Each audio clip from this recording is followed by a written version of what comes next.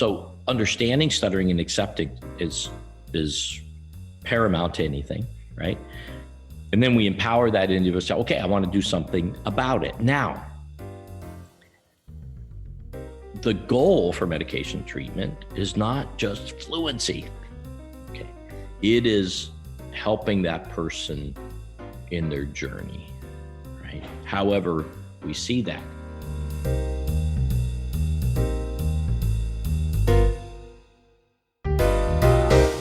Welcome to Some Stutter Law, Newfoundland Labrador's first podcast about stuttering.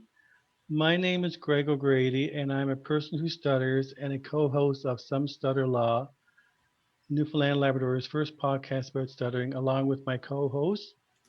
And I'm Katelyn Mayo. I'm a speech-language pathology student, and I'm Greg's co-host on this podcast. Some Stutter Law mission is dismantling and rebuilding stuttering. Let's start listening. Some Stutter Law mandate is in the spirit of Newfoundland and Labrador's humor, robust and frank interactive discussions.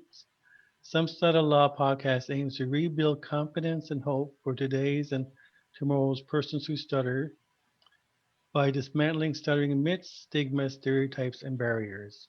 The objectives of Some Stutter Law podcast are supporting, raising awareness, and increasing understanding and acceptance of stuttering, providing people who stutter, their families, professionals, students, and the general public with current information, research, and resources about stuttering, and promoting advocacy and support for people who stutter. Today's Some Stutter Law welcomes Dr. Gerald Maguire to our podcast. Dr. Maguire is a well-known figure in the stuttering community. He is a regular participant in events for people who stutter around the world and also in Canada. As a doctor and a person who stutters, Dr. Maguire has a well-rounded perspective on the best way to approach treatment.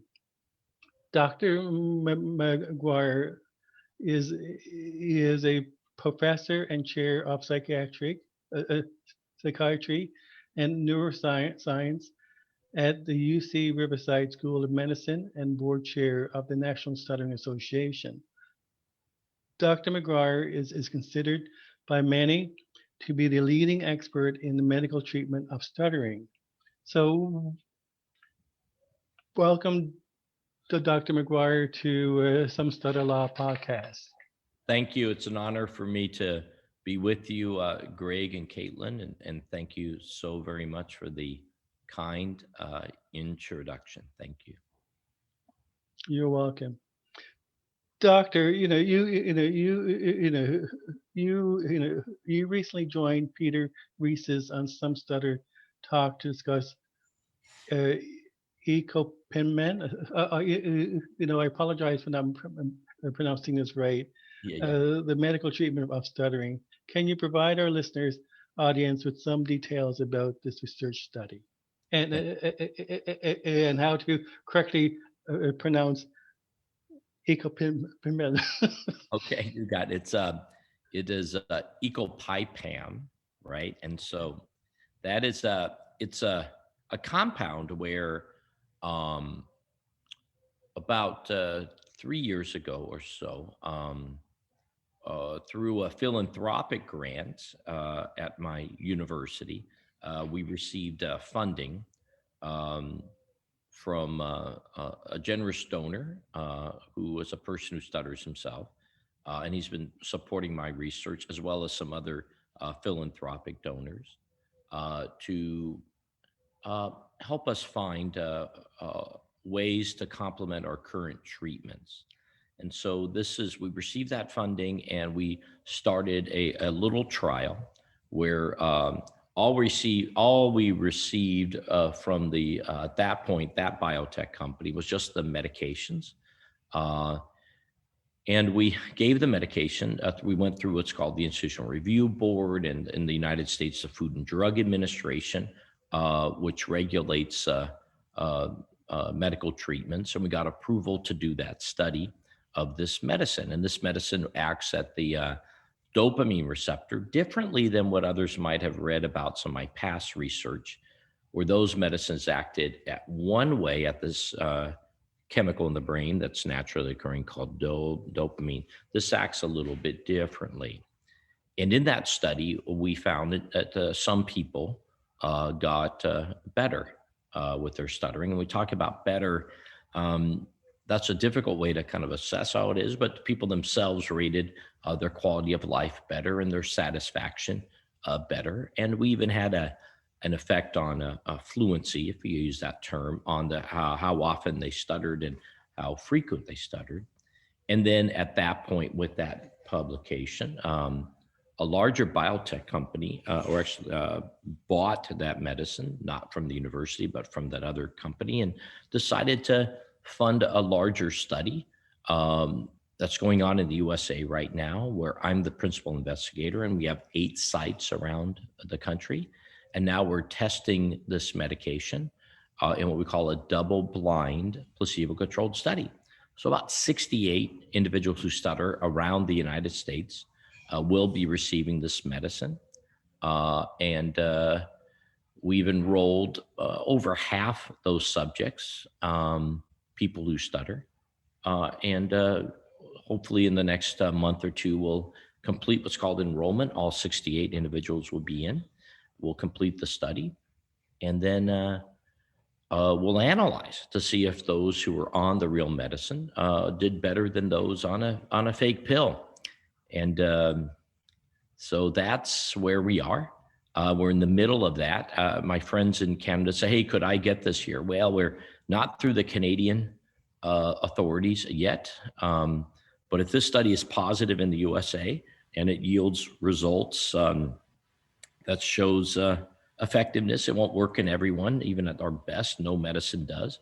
And it won't be a cure. No medicine in medicine's a cure, except maybe some things that cure some infections. But like diabetes, we treat. Like depression, we treat.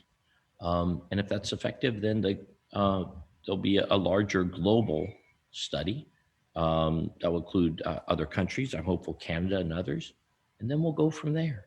So we're at that stage. Does that, I know that was a little long, but I'll try to explain where we are and where we are in the process. And one positive, I haven't been too many positives of the COVID pandemic, unfortunately, is everyone learned about what they mean by a phase 3 trial and placebo and government regulations of different compounds, and how something may be developed at a university like ours, but it's known by the pharmaceutical company's name. Like the AstraZeneca vaccine was really Oxford University, but don't get me started in the regulatory of our countries on how medicines are brought to market. Was that clear, you think? For sure, yeah. No. Okay. Definitely one thing I want to ask about, just because we Yes. haven't talked a lot about kind of the etiology of stuttering at all really on the podcast yet, and we're planning to. There's future plans for that Right. kind of stuff, but Right. we haven't yet. And so I was wondering if you wanted to kind of, it's a complex topic, I know, but kind of delve into that a little and kind of explain where your research falls. Right.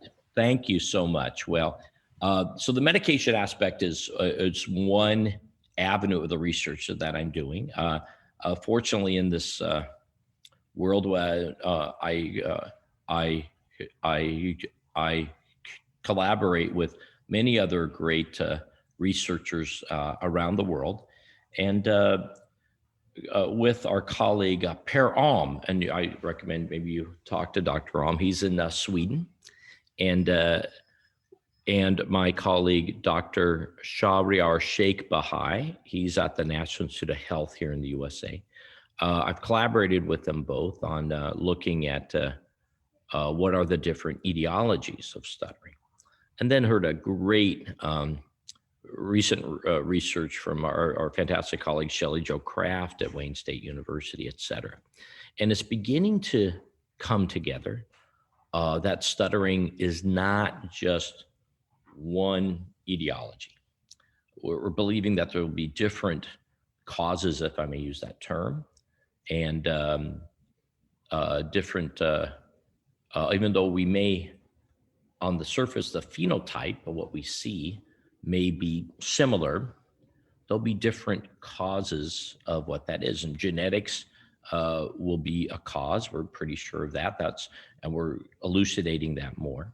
But our friend, our good colleague, Dr. Alm in Sweden, I had published just a single case report years ago that stuttering may be an autoimmune phenomenon, that a child, this is just a minority of cases with stuttering most likely, but may develop stuttering after, say, an infection. Typically, what's classic would be, say, a streptococcal infection where they have a strep throat, and then their body creates an antibody that would attack the brain.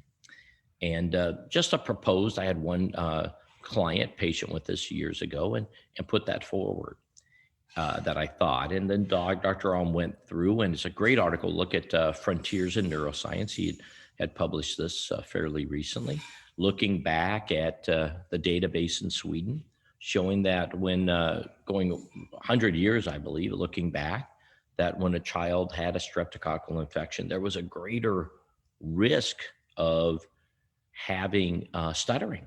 And then when antibiotics like penicillin came out, the risks went down. So there is this, and it's also higher in individuals where there are other, what we call these autoimmune conditions, say rheumatic fever or others, that people who stutter may have that. So that's just one, and he could use the word cause in that paper. And then building upon the data from the genetics from our our colleague, Dr. Drana, from his past work, Dr. Sheikh Bahai and I have built upon that. He's at the NIH, and we're really looking and say, well, okay, and this is other research we've done, that it seems to be that there's this difference, I'd like to say, in the brains of those of us who stutter. And it's been built up with other colleagues like Dr. Suwon Chang and others, that it occurs within this tract of the brain, in the basal ganglia, thalamus, cortical tract. It's a circuit in the brain. And that in that region, there's some difference that occurs. And we think it's now, Dr. Drana built upon this, but now we're postulating more that not just this certain cell type in the brain called the astrocytes, but particularly the astrocytes in that region of the brain. So it's a lot to go. The more questions you answer, Katelyn and Greg, there's more questions that you have.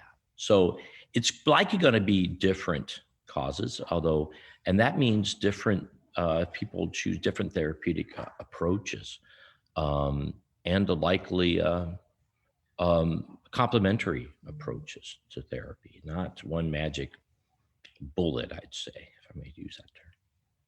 Yeah, thank you. We've definitely talked about kind of finding the approach that works for you Right. with a lot of the guests that we've had on. Right. And one thing that we've talked about a good bit is like I guess, finding the balance between treating and like striving for fluency and then also Right. accepting the stutter. And I feel like, especially with drug treatments, there's a lot of people who think that those two things can't coexist. So did you want to maybe talk about a little how you think that treating a stutter with a drug treatment and then stuttering acceptance can kind of live together? Absolutely. And I would say it's a model that I've employed my whole career as a psychiatrist. So in psychiatry, Katelyn and Greg, I practice whole person care. I meet the client where that client is. And so taking the same model, say for depression, right? We know depression's unfortunately common. Individuals say, I don't want a medication, I want talk therapy. Okay, so we'll go there, we'll use the talk therapy. Or I want support groups around me, right? I want to go holistically, I want to do diet and exercise, and all those work together well in that model of that brain difference of depression and anxiety. And I like to say that acceptance of stuttering and acceptance of seeking treatment are always an individual's choice, and they're not mutually exclusive. And in the comprehensive treatments that my colleagues and I do here, Lauren McGill and Nora O'Connor, we have a speech language pathologist, we have a psychotherapist, and we have the physician working together and meet that client where that client is. There are some of my, so understanding stuttering and accepting is paramount to anything, right? And then we empower that individual to say, okay, I want to do something about it. Now, the goal for medication treatment is not just fluency. Okay. It is helping that person in their journey, right? However we see that. And so, and I will tell you this, that the way we measure the effects of our treatments, looking at fluency is not really the way to go, because its fluency is variable. And it's more important that when we look at our past studies that we've done, when we measure, say, the subjective experience of the person who stutters, that's really what's important. It's, does that individual feel a benefit and an improvement in their quality of life from the treatment that we are providing? And to me, that's the most important thing. So yeah, so acceptance of having stuttering is often just, it's the first step. And if they want to go the next steps, okay, I want to do something about it. Now that's where they have that choice. Okay, I want to do speech therapy. I want to do alternative therapies. I want to approach this from a natural standpoint and reduce stress in my life, have support groups. But what's important is really all those can work well together. The acceptance is really the key, no matter what. And if the individual, I know this from the treatment of depression, the treatment of cancers, the treatment of diabetes, bringing in a support group and self-help is great. Diet and exercise, fantastic. We're gaining evidence that maybe some sorts of supplements and dietary may be beneficial. They probably are. We're just gathering more evidence. And then at that point, that individual says, okay, I want to try a medical treatment. Fantastic, if they choose that. And my thought is, why can't we who stutter have the same access to care as someone with diabetes or depression? Why can't we empower the stuttering community to have that choice? Not to mandate the choice or to mandate the treatment, but to empower and individualize so that those individuals can decide where they want to go. Does that make sense? And then also and I have seen this where some people come into me and say, I just want meds. I was burned in therapy. It was off. I don't want to go to a support group. I was bad. So I get them into medicines. They get a little better. And I say, okay, now the next step, would you go to a support group? Okay, now I will. So it's either way. And when we're on this podcast, we're here, right? We are people who stutter, who are open. We've accepted, likely, but there are other people who aren't yet. So meeting them here can bring them here.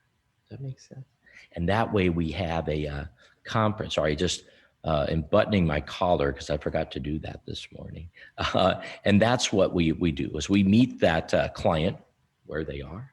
And with the whole community, we empower everyone who stutters to have that choice. And I believe it's a human right that people who stutter can have the same access to care if they wish as anybody else. Why not? I think unfortunately, I think my field of medicine has ignored stuttering too long. And we've unfortunately stigmatized it further and discriminated against. So my thought, okay, I'm going to empower and give those who stutter the same right, the same access to care if they choose as anybody else out there. That is my goal. It's fantastic. And thank you. One quick thing I wanted to add on to that. Yes. Just because, and you mentioned the stigma, and there's a lot of stigma associated with stuttering. But I've also seen there's a lot of stigma associated, at least from what I've seen, with taking medications for mental health and mental illness and things like that. So what's something you might say to somebody if they're concerned about starting a medication or a drug treatment for stuttering, if they're afraid of the stigma of that? Absolutely. And so what I do is I meet them where they are. I say, okay, we're going to start here. Okay. Now there are some people who say, I don't want to talk about it. Give me a pill. Okay. So you got those folks here, but I have other people like, you know what? I don't want any of that. So we use the talk therapy, we use the support groups, right? If that's effective, fantastic. I am looking at, are there other natural, I'd say, or supplements that we may have that could be safe and effective? What lifestyle changes can we do? I firmly believe in a good night's sleep and decreasing stress in your life and being open and accepting stuttering is major, right? That helps so much. And going to a support. I just got back from the Friends Convention in Denver, which is one of our great organizations that we have. And that's so important. And that's what I have practiced as a person who stutters. You know, joining the support groups through the National Stuttering Project and later National Stuttering, et cetera, have helped me tremendously. And, but they're complementary, they're whole person, right? And at some point the individual, okay, I'll say, well, okay, to go the next step. And I've seen this with the therapists that I work with and as well in the therapy that I provide.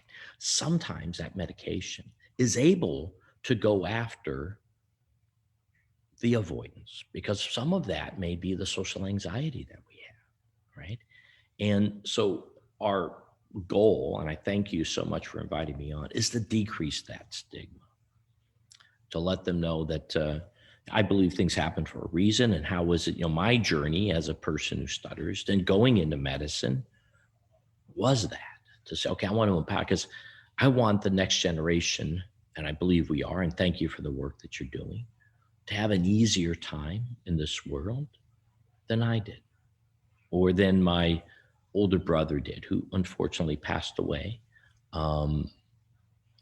as a victim of suicide, in large part, I hate to say, from his stuttering, keeping him back. And there's depression, and I've seen it too often. I want to be a downer here, but people who stutter, we do have a greater risk of social anxiety, right? And we do know that we people who stutter can be underemployed. It can interfere with our social and occupational achievement. And that is societal based tremendously, and our own thought about what others perceive us. So it's key to decrease the stigma. It really is. And it's about a whole person meeting the client where they are, but to empower that person. I think it's important for us to be upfront and honest. And how I've seen it with depression and obsessive compulsive disorder in my career as a psychiatrist. Now people are open about that. We see Naomi Osaka, the tennis player, and Yu Darvish and others beginning to talk about their depression, or Catherine Zeta-Jones talking about her bipolar disorder.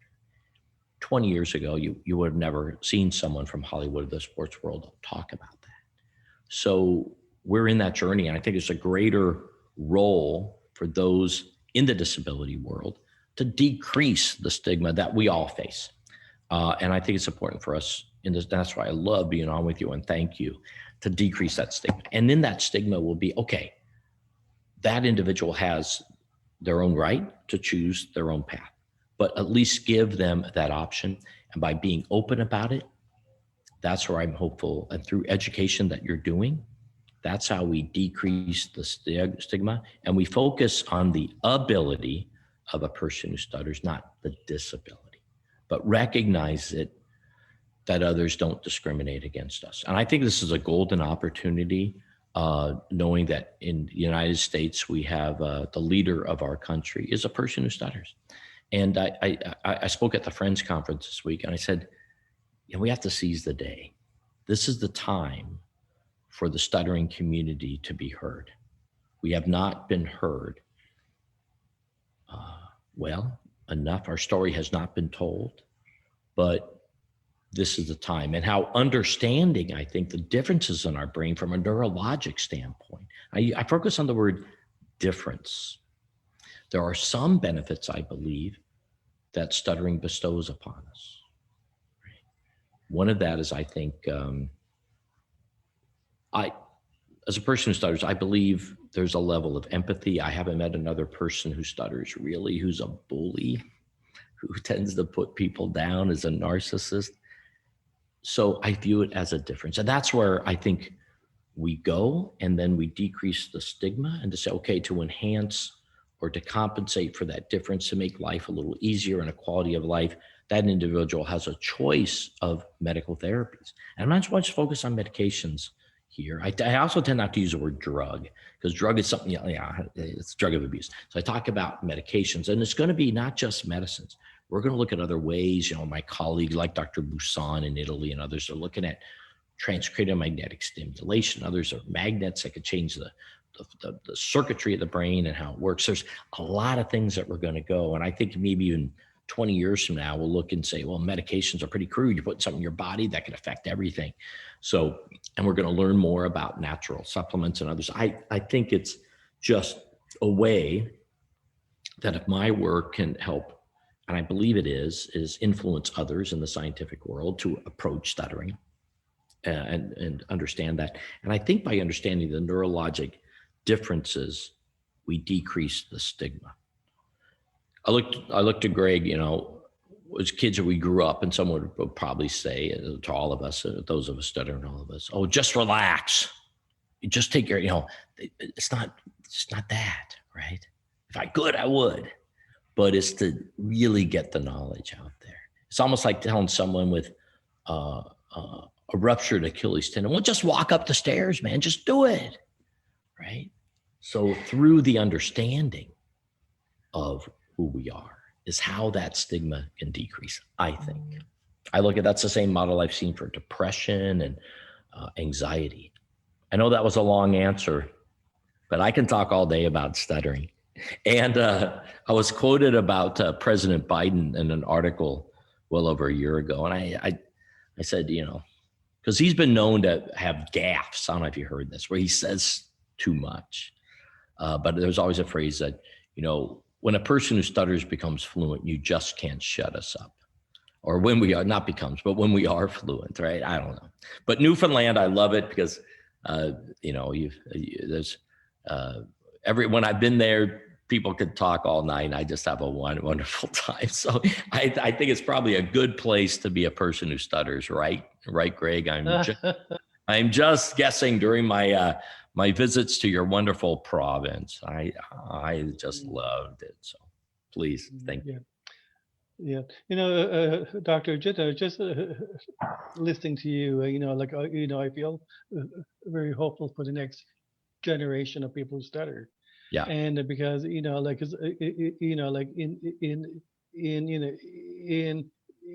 our province, we still have a long way to go in terms of create to create awareness and understanding about stuttering. Yeah. And just think about when I had taken therapy back then, it was strictly focused on the fluency component. Right. Now, so I feel that that in our province, and I'm sure that Katelyn feels the same way, that we really only have touched the surface of trying to create awareness of what stuttering is. Right. And based on your experience working with speech language pathologists, you're saying that we have to treat the whole person, which brings in a team of psychologists, doctors, speech language pathologists. Do you find it's a challenge to encourage SLPs to understand or work with a team? Yes, but I don't blame them, because they're ahead of my physician colleagues. See, there's a misunderstanding and a stigma in the health professional community about stuttering. So there are very engaged speech language pathologists. I work with many of them who recognize that to really provide that expert, I'd say the comprehensive treatment, it will require a team on many. For many individuals, that speech language pathologist is fantastic. They could be there. But it really, and the speech language pathologists are understanding, many of them, that their own therapy is enhanced if they include, say, cognitive behavioral therapy in their approaches. So the bringing them into a team and the speech language, yeah, there's some resistance there. But my goal is help educate all healthcare professionals, because even physicians, many physicians say, well, your kid will just grow out of it. Don't, just relax. Here's a Xanax. Relax. It does really nothing. So no, I'm not going to blame my SLP colleagues. And they understand stuttering, frankly. We still have to enhance their knowledge greater and empower them to work with others when they may not have those skills, the training to work with the team, just like they work with, say, a gastrointestinal doctor on a patient who has a swallowing condition. They're used to working as a team there. And so in my approaches to depression and so forth, we psychiatrists work closely, say, with psychologists and nurses and social workers. That's a team approach. And we know the team approach is better. This interdisciplinary care works better in every other condition. I look at diabetes, right? There's a support group facilitator. Support group's fantastic. How do you manage your lifestyle? How do you get by? How do you deal with that? Knowing that you're not alone in diabetes is something that we've been doing in stuttering for years, right? Talking about it. Knowing what that peer is doing to manage the impact on their lives. That's so important. But then working with that nurse educator on how to do the right diet and the exercise and lifestyle modifications, then working with the psychologist on focusing on the cognitive aspects, say, of their eating and diet. And the same thing for the medical doctor to use the medical treatments when indicated. That is the model that we use in depression as well. And my thought is empower the stuttering community to have that. So my goal moving ahead is to educate with my colleagues in speech language pathology and in psychotherapy, that we educate the whole healthcare professional team that this is where we need to go. That same model of interdisciplinary care that we use for really every other condition can be applied and should be applied to stuttering. And moving ahead, we'll gather data to really show that this interdisciplinary care is effective and is comprehensive, and likely will have better outcomes for the person who stutters. And when I measure better outcomes, I'm not going to focus, I think, I know I'm not going to focus on fluency really as a major outcome. Too much, and I was talking to my good colleague and Eric Jackson, and so he's a great speech language pathology researcher in New York, Gonzalo Leal, my great colleague in Portugal, that really it's the quality of life, the acceptance of that person who stutters, how they're functioning, rather than how often they stutter, right? Because that's variable. But looking at that measure, because really we people who stutter, we're going to vote with our feet. And if that treatment's effective, we're going to be engaged to meeting them on their terms, not what someone measures in a 5-minute sample.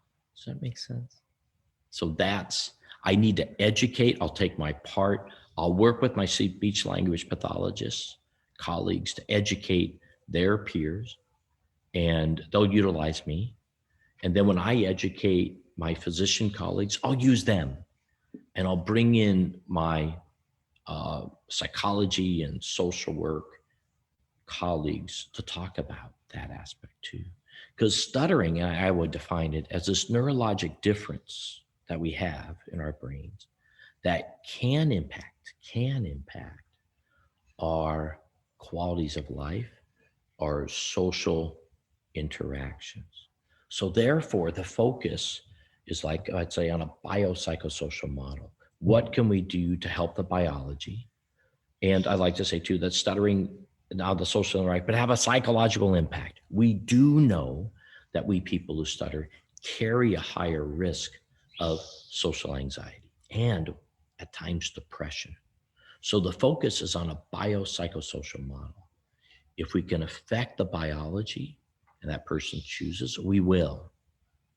We'll also approach the psychology, because living with stuttering can affect our psychological function. Not always. And you could affect that through the decreasing the stigma, the psychotherapy, the cognitive behavioral therapy, then social. We have to go after the societal view of what impacts us. So all of these are complementary. It's not just, okay, we're going to focus on the social, right? We're going to say, you know, we are the disability movement, fantastic. We're neurodiverse, fantastic. But that doesn't mean we ignore the other two pillars. It's important, but it also says, okay, if we can affect all three and bring in the psychology and meet that client where that client is and empower that client, that patient, to choose their path. They want to focus on the social, fantastic. If they want to focus on the biology, great. Do they want to focus on the psychology, fantastic.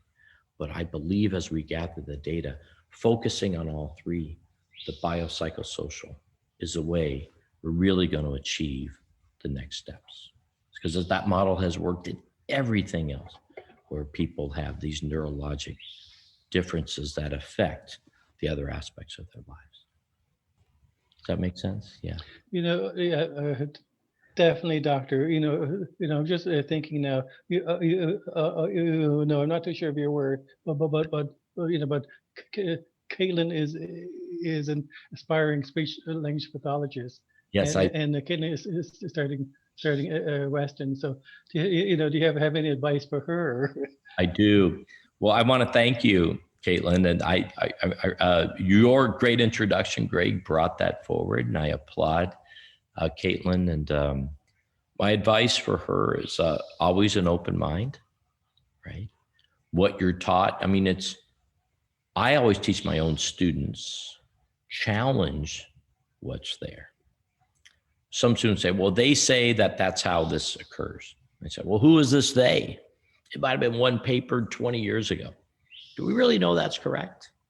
So always be inquiring. But when you're in a quandary about what to do, err in the best interest of your client and you'll be fine. And empathy, and I will tell you this, as a therapist, okay, sometimes listening is better than, usually listening is better than talking. And I'll share with you a story that I had. So I was, as a psychiatrist, I learned psychotherapy, right? And I practiced that too. So and I had people in medical school, even in college, say, you want to be a psychiatrist? You stutter. You can't do that. You should be a radiologist. You need to be in the basement of a hospital reading x-rays. I'm like, I don't want to do that. I'm Irish of descent. I'm Italian, right? I got to talk to people, right? So I sought that out, and I said, well, I'm going to become a psychiatrist to help people who stutter. And my very first psychotherapy patient, I was a second-year resident. I was 1 year out of medical school, and I started this training. And it was an individual, a woman who had depression for quite a few years, and was seeing a very high-end, if I'm going to use that term, expensive psychiatrist, cash pay. This was 30 years ago, probably for like $400 an hour back then. And her husband had divorced her. She couldn't afford that anymore. So she sees me for $20 an hour, right? In the resident clinic, student clinic. So Katelyn, this is a story, right? I'm seeing her, and I'm very nervous. I'm stuttering, vocal out. I'm anxious. I'm socially anxious. I'm thinking in the back of my mind, oh boy, this poor woman. And she was seeing this high-end guy in a high rise right next to the ocean for $400. And now she's seeing me in this trailer in the resident clinic for $20. And I know what she's thinking. God, this is what I get for $20. I get a kid who stutters, right? This is what I get for $20. And at the end of the hour, Katelyn and Greg, she said, you know what, Dr. Maguire? I can see that you've struggled with something your whole life. So I think you're going to understand me. I'll see you next week. And I said, I should have given her $20, right? She put me at ease, right? That the empathy is what's really important. And I will share this next one. I did see her a couple weeks later, again, seeing her every week for a few years. And I saw her at the end of my 36-hour shift, Katelyn. And I said, I can't cancel on her, but back, they worked us too long. But I saw her at the end of 36 hours. I had shaved. Looked awful. And I was really tired. And she's talking to me about this or that. And I have my hand over my mouth because I'm hiding myself from yawning. I'm so tired. I can't stay awake. But I stayed awake for that hour. And I hadn't said anything. I was like,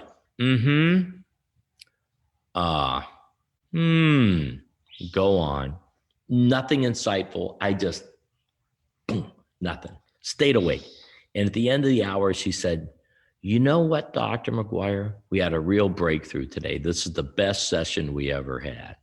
And I didn't say anything. So it tells you that being a person who listens, who's empathic, and understands a client and connects, that's important. And always being there. She understood, well, he's here. Deep down, she said, he's here for me, even though this kid's been up 36 hours. He cares. Does that make sense? So those are my lessons. No, absolutely. I have such a passion and interest in the emotional side of communication disorders, not just stuttering, but communication disorders in general. And that's something I want to pursue as I move through speech pathology and future degrees in counseling and things like that. And so. Yeah. And I've trained thousands of students over the years, and I've only known you an hour, Katelyn, but you will be great. Thank you. And I thank you for going into this field because it's needed, and we need people who really understand stuttering and have that empathy. So thank you. I'm just thinking, Doctor, do you include the families in your counseling session with clients, and how do you invite them? Or right?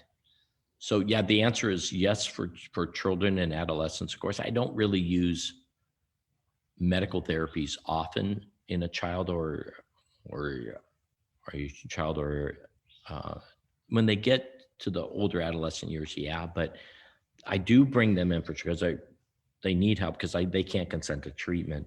But especially in where we begin for medications, and I should have gone back to this as well, Katelyn, is if many people who stutter will have attention deficit disorder, social anxiety, depression, and that's where I come in because they're already receiving treatments from someone else, but they're not the right treatments. So yes, parents are in there then.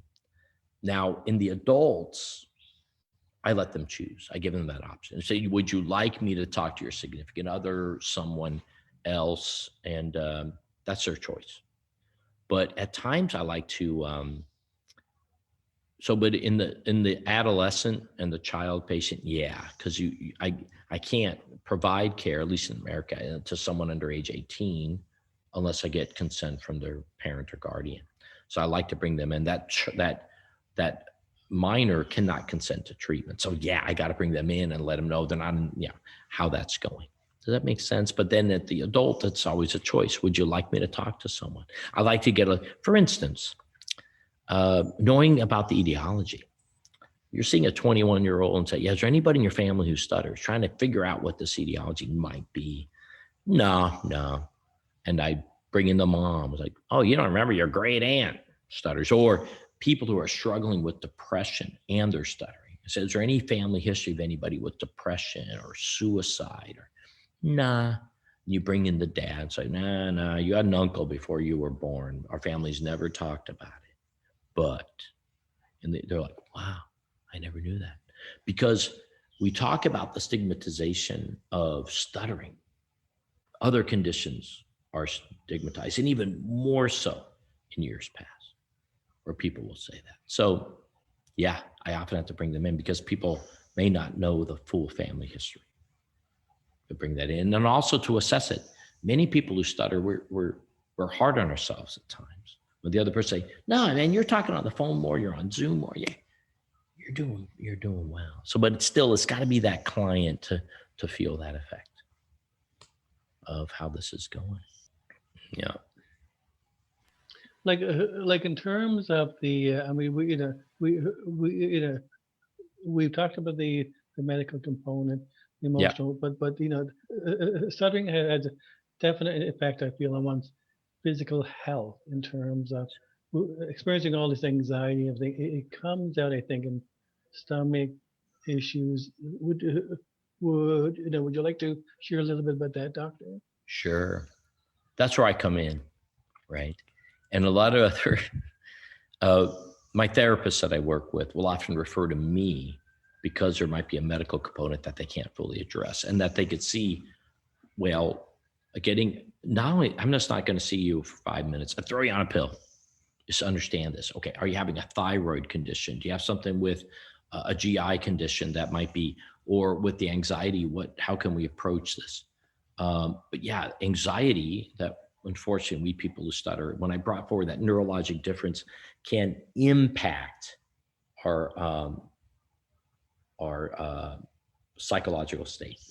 And that's where I come in or I work with the psychotherapists and NeuroCon or others, and we focus on that and say, okay, at this point, yeah, this medication could may provide some benefit. And what we often see is bringing in that medication for a bit allows them to get over the hump from the psychotherapy and the speech therapy, do well. Then we could take it away because now we've gone through that core. And at times and it can even, the anxiety is so strong, it can impact really the therapies that we want to use. So yeah, anxiety can affect itself physically, but it's not just throw a pill. I have to figure out why that is. If you're having a stomach disturbance, what's going on? And that's where a medical approach and understanding can complement the rest of the treatments that are actually going on. So I look at complementary comprehensive care. So I just had one more thing that I kind of wanted to bring up. We talk about mental health and the emotional component of stuttering a lot. Right. And we've already spoken about it a lot in this interview. And I just wanted to kind of tie it all together, I guess. Just going back to to what my interest and where I'm at is I just feel so I don't have personal experiences with a communication disorder. So I sometimes I'm concerned I can't, have the empathy that I need. But I feel so, with my personal experiences with anxiety and with social anxiety and things like that, I often feel misunderstood and like people can't understand me. So I can't even imagine how much, somebody who stutters going to a counselor who has no idea about stuttering whatsoever, how much more difficult it is for them.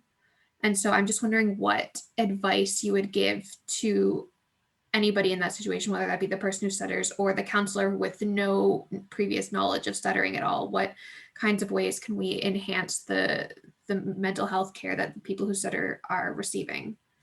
Wonderful. Great question. Okay. That is to get to understand the community that you treat, right? And that what you're doing today, fantastic. You're going to connect with many people, with your clients who stutter, because you're going to understand it. What you just said is a perfect statement that I say to my patients with depression, psychosis, things that I've not had. But use the magic word. I say, I can only imagine what this is like for you. True. Now, my stuttering patients, I can actually say, I understand what you're going through. I felt that myself. Now, that doesn't mean you can't treat people who stutter. I treat patients with depression and bipolar and schizophrenia, patients who've attempted suicide. Fortunately, I never had that. But in understanding the community, you can connect. And just be mindful of statements like, I understand what you're going through. They'll say, yeah, right. You don't stutter. You can't quite understand. But you already said the magic word was saying, I can imagine, right? I feel for you, right? And so you're going to connect that way. Doesn't mean you have to have schizophrenia to treat schizophrenia, but you still, and you connect with your client just the way that you're doing now and connecting with me on Zoom, you'll be great.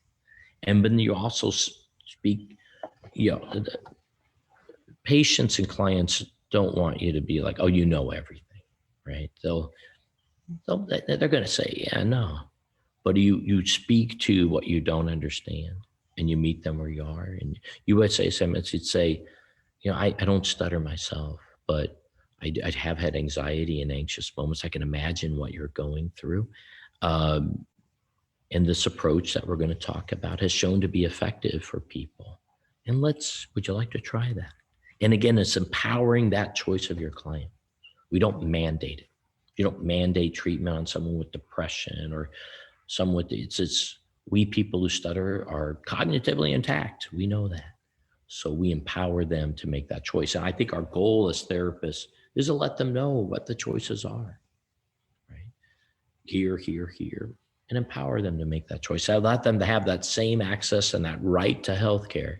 See, in Canada, you have a right to healthcare. What I'm saying down here, that could be challenged, but right? That's a challenge, but that's where you are. So no, go forth, right? I've had a successful career. No clients ever fired me because I don't suffer from bipolar or depression. You meet them where they are and you connect. That therapeutic alliance is important. What you're doing right now in understanding stuttering is fantastic. So keep up your great work. Well, the doctor, I have lots of questions for you, but Yeah. my last question now is, as as we move forward with the Some Stutter Law podcast, do you have any suggestions or advice for us as we just to improve the quality? Well, quality's great. Talking frankly about stuttering is wonderful. And I'll be there for you. Okay, you need me back, any education you need. I'm dedicating my life to this, and I want to educate the Newfoundland and Labrador community, especially the medical community, in understanding stuttering. And I'll do what I can do to decrease the stigma and improve the quality of life of those who stutter in the Newfoundland and Labrador province. So count on me, keep doing what you're doing, bring on people, have diversity of opinion and thought, and educate, not just those who stutter, but the community. And what I can do is develop that so the physician community understands in the greater healthcare community. I look forward to bringing in grants and others where I can provide this. When your country opens and I could cross the border, I'd love to go get your great seafood again and meet you all in person and look at the beautiful colored houses in St. John's and look at that and maybe even see an iceberg floating by, but it's probably not as many icebergs anymore, I hate to say, but I would love to go back to your wonderful province and do what I can, but keep doing your great work. And I know virtual is fantastic. It's a great way to connect, especially across a geographic distance. I do think, as having just got back, returned from my first in-person stuttering convention in a year and a half, sometimes that in-person is that really good connection too. So don't be shy from that when that pandemic allows. So that's my advice. Keep doing your great work.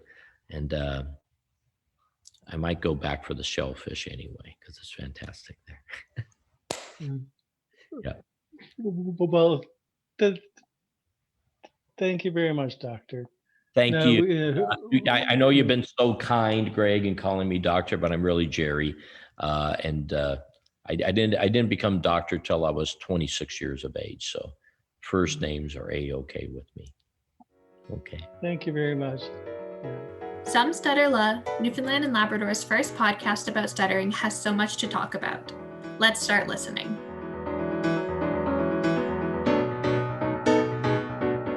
This has been an episode of Some Stutter Law, Newfoundland and Labrador's first podcast about stuttering. Some Stutter Law is hosted and produced by Greg O'Grady, Katelyn Mayo, Emily Murphy, Dr. Paul D. Decker, Melanie Crane, and Luca Dinu. Some Stutter Law is available on Anchor, Spotify, Breaker, Google Podcasts, Pocket Cast, and Radio Public. You can also check out the Some Stutter Law channel on YouTube. To ask a question, send us a comment or suggestion, or just to get in touch, find us online at Some Stutter Podcast on Instagram or Some Stutter Law Pod on Facebook. Thanks for listening.